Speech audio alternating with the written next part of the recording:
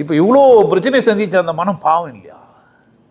அதனால தான் உங்களுக்கெல்லாம் இறக்கப்பட்டு வந்து உட்காந்து பேசிக்கிறேன். ஐயோ பாவமாக இருக்குது, என்னை போய் லூசுன்னு பேசிக்கிறேனே, இவ்வளோ புரிஞ்சு எனக்கே உனக்கு புரிய மாட்டேங்குது. நீங்கள் எங்கெல்லாம் என்னெல்லாம் எட்டி பார்க்க முடியுமா உனக்கு தகுதிக்குதான்னு கேட்குறேன் நான். புரியுதா? இது என்ன புரிஞ்சு வச்சுக்குதே? ஒரு மனுஷன் 40 நாள் கிளாஸ் நடத்தணும்னா என்ன பண்ணணும்? அவன் 40 நாள் பேசணும். 40 நாள் பேசுறதுக்கு அவங்ககிட்ட என்ன இருக்குண்ணா? சரக்கு இருக்கணும்.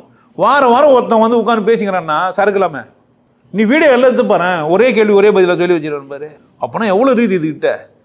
அப்போ எப்படின்னு எதனால் இருக்குதுன்னா, எனக்கு எதுவுமே தெரியாது, அங்கே போனால் அந்த கேள்வியில் எல்லாம் இருக்குதுன்ட்டு வந்து பேசிக்கிறேன். ஸோ சூழ்நிலைகள் உனக்கு எல்லாமே கற்றுக் கொடுக்கும். புரிஞ்சிச்சா? ஸ்க்ரூ டிரைவரை மாட்டுக்கறி சாப்பிட வேண்டியது இல்லை, கைக்கு பலம் கம்மி மிஷினுக்கு அதிகம்னு வச்சிட்டேனா?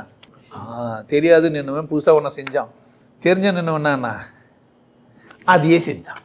புரிஞ்சிச்சா? இப்போ நானும் அப்போ நித்தம் புதியதுன்னு எப்போ வாழ முடியும்? ஒருத்தன் தெரியாதுன்னு சொன்னல, அது சும்மா தகவலாக சொல்லக்கூடாது, நிஜமாகவே இருக்கணும். இப்போ சொல்லு, இப்போ பகல் ஒரு கனவு வர்றது, இல்லை பகல் எண்ணங்கள் வர்றது, இல்லை நைட்டில் கனவு வர்றது, என்ன காரணம்? இப்போ தெரியாதுன்ற பற்றி அப்படி கிடையாது. கண்ட தகவலெல்லாம் வாங்கினேன், அதை வாங்கினதெல்லாம் உண்மை கிடையாதுன்னு ஒத்துக்கினியா? இவன் சொன்னதெல்லாம் சரியா? எவனா கடவுள் பார்த்தேன்னு சொன்னான் அவங்ககிட்ட போய் தானே சொல்லிடுறேன். அப்புறம் நான் தானே தைரியமாக சொல்லேன், கடவுள் பார்த்துக்கிறேன்டா, உன்னாலையும் பார்க்க முடியும். புரியுதா?